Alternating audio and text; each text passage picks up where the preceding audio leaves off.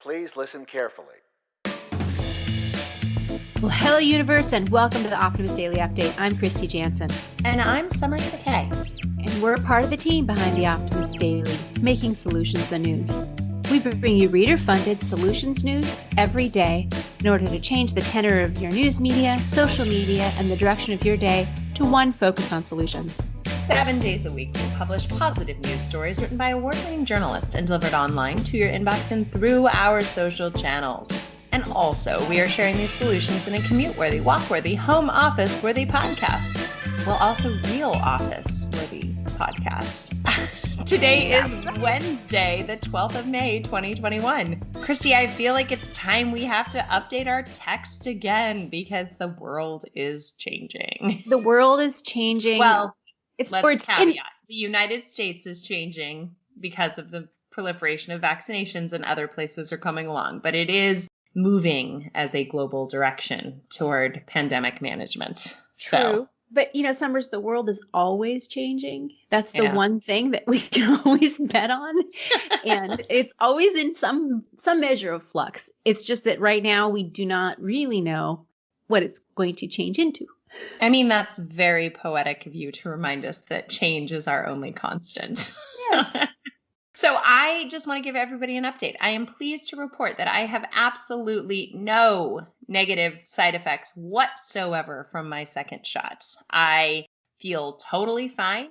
The first night afterward was a little bit sleepier, but I have a toddler, so that could be totally accounted for. And back at work, raring and ready to go. I hydrated a tremendous amount and drank vitamin C and took my vitamin B. And I'm delighted that I am in the 3/4 of people. I know we reported on the Optimist Daily that only 1 in 4 have an even minor side effects from the vaccine. So if you are out there and you are unsure about getting your vaccine for the COVID virus, please go ahead and do it. I feel good, and I am certainly glad to be well on my way to fully vaccinated, because that means my colleague, my partner, my work wife will come visit me soon. That's right. Yeah, I'm talking about getting on an airplane, which emissions wise, maybe not the best thing, but it is a way of traveling, getting to you. And that's why I went vegan, so that I could afford in my carbon budget to get on a flight.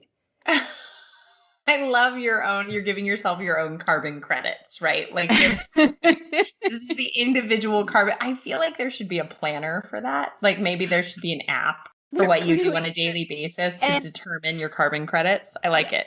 I don't think that it really offsets it completely. And I'm joking about it. But I do think that it is a big decision to get on an airplane, not just because of the potential sharing of air with lots of strangers that I don't know, but also just traveling in a jet fuel machine. Well, I think that there's lots of things that are rolling out and becoming open to us. I also have another exciting update, Kristy. On Mother's Day, a friend of mine from California sent me an invite, and Clubhouse is now on Android. So we can start our Clubhouse channel for the Optimist Daily. We can talk about why corrosive skepticism and cynicism really should be replaced with determined optimism and thoughtful or qualified trust. I know. I'm excited. So I'm getting, I'm updating the app currently because, of course, I downloaded it on Mother's Day and then didn't do anything with it. But I think Kristy and Summers may be making an appearance on Clubhouse soon enough. So look forward to that. And guys, if you're on Clubhouse or if you use it, let us know, or find us or follow us or whatever works, and we'll tell you where to find us there too. Pretty cool, Kristy. What else is pretty cool in the world today? So talking a little bit about carbon budgets and going back to work and thinking about working in person with you, Summers, which is something that I truly do miss, even though we work every day together through our, electronic connections. There's something about being in person and the sort of the spontaneous opportunities to be kind to each other, which I think is something that I've missed a lot this year. Working remotely makes it hard to have that sort of the opportunity those little signals of acknowledging you as another person who I value and I care about. And that's something that I've been missing in my life this last year because I don't have as many opportunities to just look out for the people around me because there's a lot fewer people around me. Okay, so the headline that I want to focus on talks exactly about this. It reads, "The Case for Kindness, How and Why We Should Be More Kind at Work." And now that I'm back in my office and I'm thinking about how I want to be here and work here, I think kindness is one of those traits, those personal habits that I really want to focus on. Not that I don't usually, but there's something about being able to be considerate of other people and just think about them that helps me in my life. And that's exactly what this story highlights. And I think for a lot of people who've been moved to work from home or to lessen their actual in-person contact, even in places where they're at work and they can't even talk to their coworkers any longer or sit and have lunch with them because of social distancing or physical distancing, those requirements, it's had a negative impact on our ability to have those kind of positive, social, cohesive moments. Kristy, I had an exact moment like this morning when I was dropping Brennan off from school, where I was carrying her. We were running late. I had her in one arm, and another mom opened the gate. And we had this moment of, wait, but you have to move because I can't walk by you in the gate. And she was like, how are we polite and kind and social distancing? I just don't even know. And I looked at her and I ran past and I said, we risk it. Have a great day. And it's just, you don't know. We have to relearn this. We have to relearn it, and we have to be comfortable again with those kinds of interactions or find new ways of interacting, and that brings us into that kind of caring connection that we used to take for granted, because there are real benefits of kindness. Intentionally giving a few simple words of positive affirmation, it solidifies those bonds, and it actually makes you feel better. It promotes your own well-being. It reduces your own burnout. And it also helps the person that you're acknowledging. This is a huge reason that our work lives have worked for us. And I was reading a study the other day that a lot of folks who, even if they hadn't lost their jobs in this downturn, they're rethinking their jobs because they want to do something that makes a difference, or they want to do something that has meaning. And absent the social interaction in their work lives, they're like, wait, why am I working in this accounting firm for some, I can't come up with a good example. Right. Well, people are looking at their day-to-day functional jobs and they're like, is this meaningful? Yeah. Does this matter? You know? Yeah.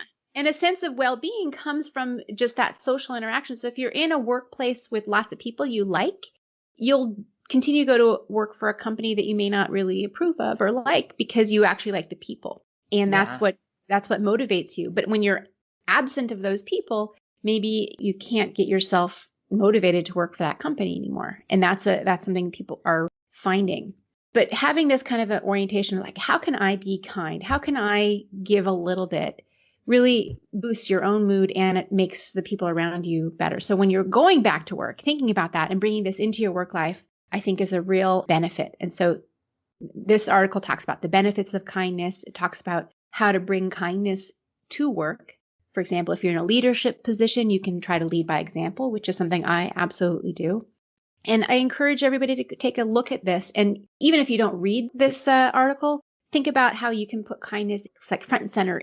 Kristy, I so agree. I think that is so fantastic. Thank you for reminding us all to be kind. And you know what I think is one of the really fun, kind things we can do? Jump in puddles. All right.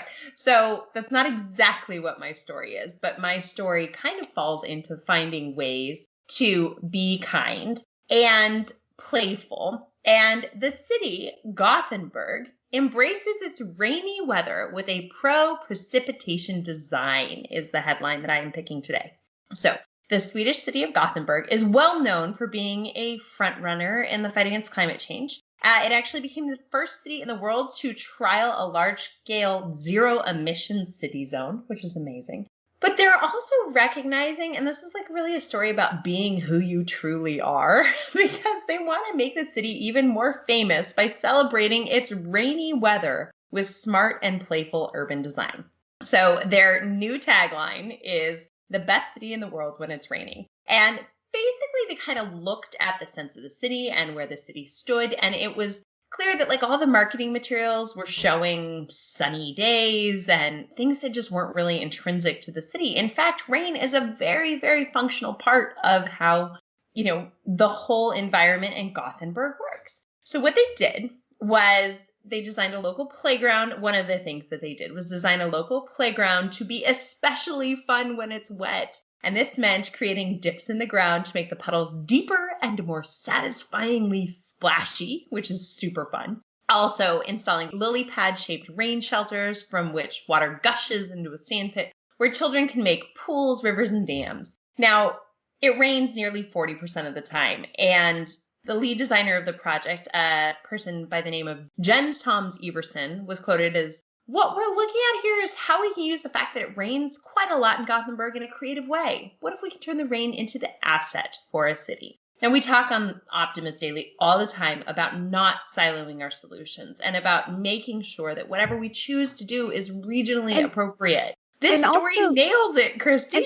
Totally. And also it's all about reframing the question, right? Exactly. Instead of seeing rain as the enemy and leading to a miserable, gray skies, right, it's wet. How do you instead make it a feature and not a flaw? Exactly. Like this whole good weather, bad weather hogwash. It's just weather. So how do you enjoy the weather you have? How do you enjoy it? And just it's all about having the appropriate rain gear, right? Yes. Or exactly. Enjoying that. And I don't know if you probably have since you have a 2-year-old now, but there's something so joyful watching a kid jump into a puddle. And letting your kid get muddy and messy and wet. Exactly. Muddy and messy and wet. Messy, exactly. And why be afraid of that? Exactly. And what I loved also, recently we had a muddy rain. We have a lot of very, very big weather where I live, and Brennan's school, they quite literally have you bring extra clothes, extra shoes, extra socks. And the kids get filthy and they come home a bit dirtier, but they've been kind of wiped down. One of the quotes is fantastic here. It's like, "There's been a decision. It's okay for them to get muddy. There will be hoses outside so you can wash the kids off before they go back inside." And I had a meeting cancel on me. I think it was 2 Fridays ago, maybe not last week, but the week prior. And it was pouring rain. I just had an afternoon where everybody canceled on me, and I thought, you know what I'm going to do? I'm going to go dig around in the mud in my garden, and I could not have been filthier, and my dog got filthy, and I got muddy, and it was the most satisfying thing in the world. I chose this story because I love mud. Mud was kind of like a nickname that the mean kids gave me in when I was really little, because I was kind of bullied, and they called me Mud, but I turned it into my favorite word and did a little dance about mud. And so anyway, I love mud and I love rain and I love this story. And I just think, solutions that are regionally appropriate are exactly what we look for on the Optimist Daily. Kristy, what are the other headlines today on the Optimist Daily on this beautiful hump day? Just a few other headlines I'll read real quick. Belgium is melting more than 22,000 guns to create 60 tons of recycled steel. That's a cool article that I haven't looked at yet, but I'm excited to read. There's a list of 5 ways to defeat morning grogginess. If you're waking up and not quite up for facing the day, that might give you some ideas there.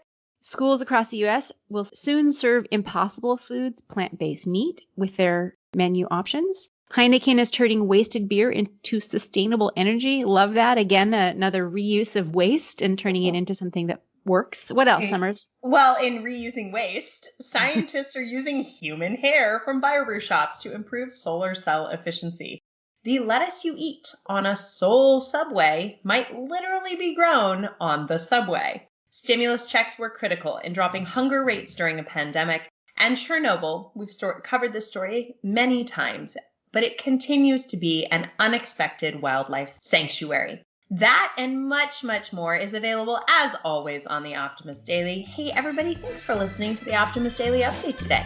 We promise to share positive, solution-based stories with ideas on how you can participate in this changing world and ensure it is changed for the good.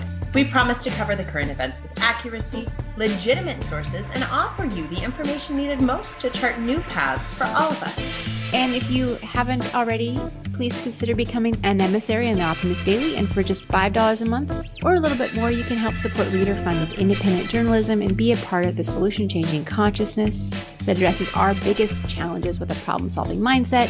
Please help us keep the Optimist Daily free for everyone who needs it, supported by those of us who can. Thanks, everybody. Happy Wednesday, and we'll be back tomorrow with more solutions. Stay muddy, people. See you later.